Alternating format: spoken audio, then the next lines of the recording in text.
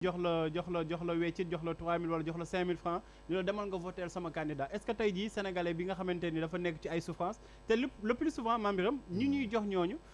di leen jox ay weccit pour ñu dem voter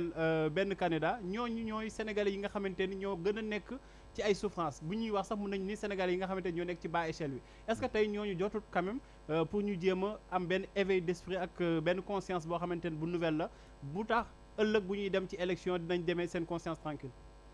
waaw non xam nga pour man sànq mooy li ñu déparé.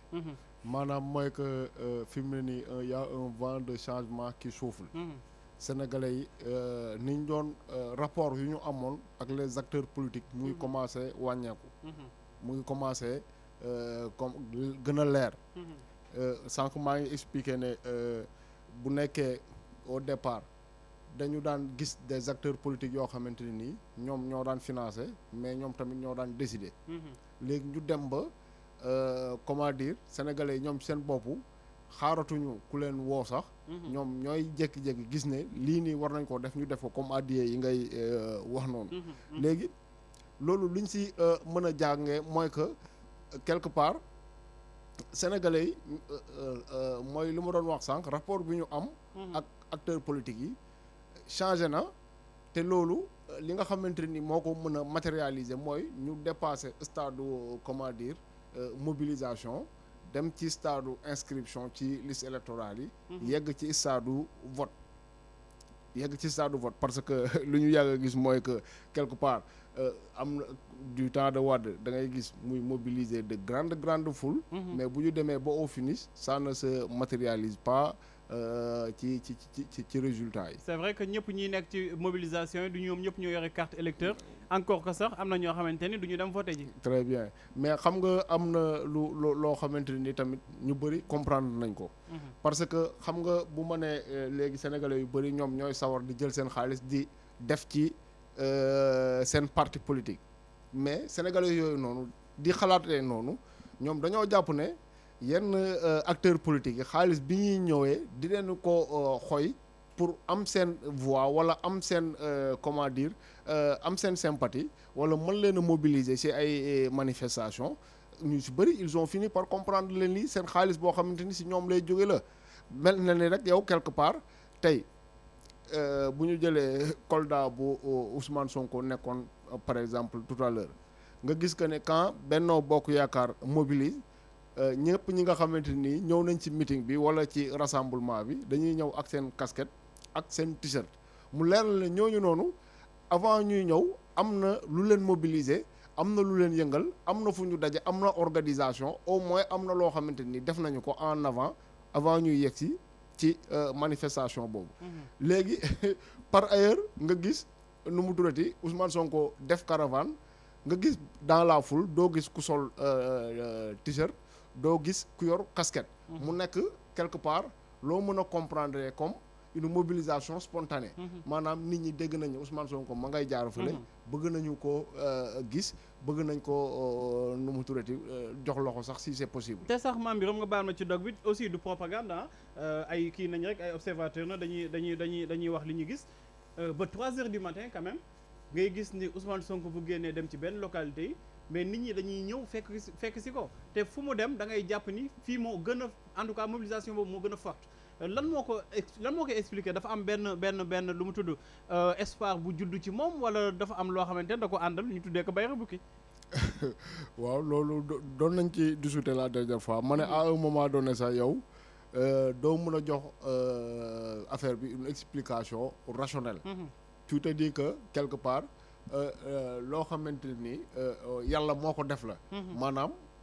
Ousmane Sonko sénégalais yi bëgg ko mais autre part également mën nga ko expliquer de manière plus ou moins rationnelle. soo gisee jaar-jaaram.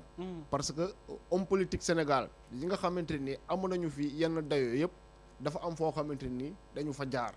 maanaam à un moment donné le pouvoir central le régime dafa am lu mu leen teg ci injustice. wala ci fitna lu pousser sénégalais à ce que ñu sotal leen. maître Abdoulaye Wade yàgg naa ko wax li nga xamante ni moo daan gën a yokk popularité am te dañ ko daan natt sax. à chaque fois que comment dire le régime de Diouf jàpp ko nga gis Dakar commencé jaxasoo su comment dire wootee mobilisation sénégalais yi fekki ko parce que dañu jàppoon ne système bi da koo nekk di néewal doole soo seetloo Idriss Seck aussi il a fait la même chose élection 2007 yi su classé woo en deuxième position ak 14% et quelques c'est parce que quelque part sénégalais yi dañu jàppoon ne li xewoon noonu ci 44 44 baak chantier Thiès yooyu waaw dañ ko créer juste rek pour bundu xataal ko même Macky Sall mi sax à un moment donné ci trajectoire am xam nga teg nañu ne dañ koo bundu xataal ak yooyu mais bi ñu demee ba mu war a nekk leader politique dëgg dañu ko créer une histoire de blanchiment d'argent convoqué ko fi au commissariat central mu def fi un tabac donc li ñi gisoon période boobu également ba toppoon ñu si bëri toppoon Macky Sall mooy que kii régime bi parce que kii nee na dafa am ay ambition moo tax ñu koy xeex sénégalais yi fekk ko ci loolu Ousmane Sonko tamit mun nañu analyser kaawam ci li nga xamante ni moom ngay tuddee lu rationnel mooy que nekk na koo xamante ni il était au cœur du système mënoon ci profito il a choisi de ne pas le faire am ay wax yoo xamante ni wax na ko ba ñu teg ko ci ay sanctions mais loolu bi muy xew sénégalais yu bëri dañoo jàppoon ne kii tamit à l'image des autres moom dañ ko teg bundu xataal ko maintenant la différence qu'il y a mooy que Idriss Seck moom bi ñu koy teg injustice c'était un politicien professionnel yàgg na ci jeu bi amul woon constance très bien Macky Sall la même chose yàggoon na ci politique parce que boobu fekk na il a fait 8 ans avec Abdoulaye Wade Abdoulaye Wade moomu ci boppam ba muy créer partem 74 jàppuñu ko c'est dans les années 80 lañ ko jàpp donc ñoom ñëpp dafa fekk ñu nekk ci benn situation de politique nga xamante ni mën nañ la wax ne sax politique moom boo ciy dugg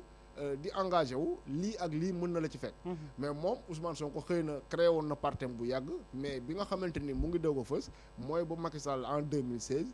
bindee décret la signé ko ci suuf ne radié na ko de la fonction publique te gars yi gis que depuis boobu tamit am na benn discours boo xamante ni jusqu'à présent changé wu ko teg ko ci benn constance ak ci benn cohérence donc pour man c'est normal sénégalais yi nga xamante ni ñoom comment dire à un moment donné ils étaient détachés de la politique dem maa ngi koy wax dañu dem ba jàpp ne sax yow boo nekkee politicien maanaam yow waxkatu ku dul wax dëgg nga ñu dem ba jàpp ne politique ak ay nar pratiquement benn la léegi su ñu gisee kenn koo xamante ni dañu gis ci moom un discours boo xamante ni ça ne varie pas jusqu'à présent c'est constant sénégalais yi mun nañu jàpp ne kat ñoom acteur politique bi ñu doon wër ki nga xamante ni jàpp nañ ne ay intérêt rek taxu koo jóg absolument mooy kii mun nañu donc am ci moom confiance am ci moom espoir jàpp ne bu nekkee au pouvoir li nga xamante ni politiciens professionnels yi daan nañu ko woon moom il va nous montrer autre chose cette fois ci nag membre noo bëgg nga muyewu dañuy dem ci élection ma yi muyewu di nga waaw di nga ma wax tey kan nga yaakaar ni wala ban coalition nga yaakaar ni buñ demee ci élection yi mooy jël ndam li dañuy analyser rek wax suñu xalaat comme nu làmb di amee nga naan Tyson mooy daan wala Gris Bordeaux ñooñu sax xewoon nañ Gris Bordeaux Balla Gaye te ñoom ñaar sax maa ngi laaj ko daal ñoom ñaar moom seen forme boobu moom yaakaar naa war naa mën a bëri ak ñoom alors tey bu ñu demee ci élection yi Mame Birame dimanche kan nga yaakaar ni ban coalition nga yaakaar ni bu gañee du doon surprise si yow ak ban coalition nga yaakaar ne bu gañee dina doon surprise si yow xam nga man jusqu'à présent du ma nangoo wax xam nga lu tax nga ne ma il faut s'oublier du ma nangoo wax ci résultat yi parce que élection yi dañ ko organiser ci période boo xamante ni moo favorable man toujours dama naan bu tawul wax nga dëgg de bu tawul parce que rien ne nous dit que waaw le 31 juillet du xëy di taw suba ba ngoon jot rien ne nous le dit surtout sud bi sax nga xamante ni jamono ci dee taw rek voilà surtout sud bi d'autant que xam nga tey bu ñu nee Touba ne moom mooy deuxième contrée bu gën a peuplé au Sénégal absolument foofu noonu bureau de centre de vote yi nekkul ay école comme li ñuy mën a gis leneen donc dañuy dem ay bâche ay tente la ñuy defar pour nit ñi mën fa voter dëgg la nga xamante ne nii waxuma la taw de mais ngelaw lu fort sax su amee dëgg la mais du fa bàyyi tente ya mais du fa bàyyi sax bulletin de vote yi xam nga loolu c'est des paramètres yoo xamante ni da nga koy jël en compte dëgg la maintenant si tout se passe bien nga ne élection yi résultats yi nan lay demee bu ñu ko basé si li ñuy gis ci campagne bi maanaam ñi nga xamante ni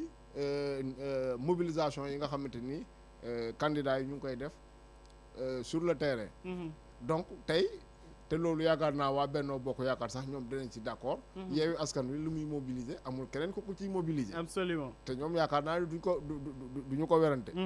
donc bu nekkee mobilisation boobu benn Yewwi Askan Wi di def ça se matérialise sur le terrain mun nañoo jàpp ne élection yi nii amul fenn fu Benno Bokk Yaakaar mën a jaar. ba gagné leen seulement nag y a beaucoup de départements. au Sénégal et dans la diaspora. absolument yow mën nga gagné yenn département yoo xamante ne nii c'est connu ay Dakar affaire de mel kii dem gagné ay Salémata ay nu mu tuddati Kanel. département yoo xam ne nit ñi xamuñu leen lu bëri mais dans tous les cas 2 députés lay am comme yeneen députés yi. absolument donc yeneen département yi très bien comme yeneen département yi waaw. donc bu ñu demee en fin de compte ba war a compter yooyu day compter day am sens. comme yeneen département day peser comme yeneen département yu mag yi. donc tout ça ça montre que te d'autant que yeneen élections yi newoon nañu plus fort reste da daan am. ba ñenn ñi ku mel ni Ousmane Sonko sax 2017 ci la faloo woon. ñu ne léegi dindi nañ ko. ah mais dans tous les cas xam naa ne kële moom mun naa wax kuy jël ndaare comme mun naa wax kuy jël paie ak kuy jël ndaare. waa ji jël ndaare waa ji jël ndaare. ki ma yaakaar ne mooy jël daal. mooy xam nga temps yii la passé ne Ousmane Sonko dafa wax ne certaines coalitions sont à la solde du pouvoir. am ñuy yóoku mais bërki dem la ñu dégg ñu ne waa coalition buntu bi seen budget campagne dafa réer ba pratiquement mouvement yi ko consulté woon ñëpp ñu bind seen lettre de démissionné nañ. waaw loolu léegi ñoom bu ñu demul voté ji pour seen bopp ku leen di voté. dina doy waar en tout cas maa ngi ñu ngi lay jaajëfal bu baax a baax a baax. jaajëf tey moom live bi normal lu dafay dagg di daggee rek xam naa ni ñàkkul ni aji mooy daanu ci modem bi di nelaw foofu rek en tout cas di jaajëfal sénégalais yi ñu doon bàyyi xel bu baax a baax ci page YouTube Walfadjri ak ñi nga xamante ni ñu ngi doon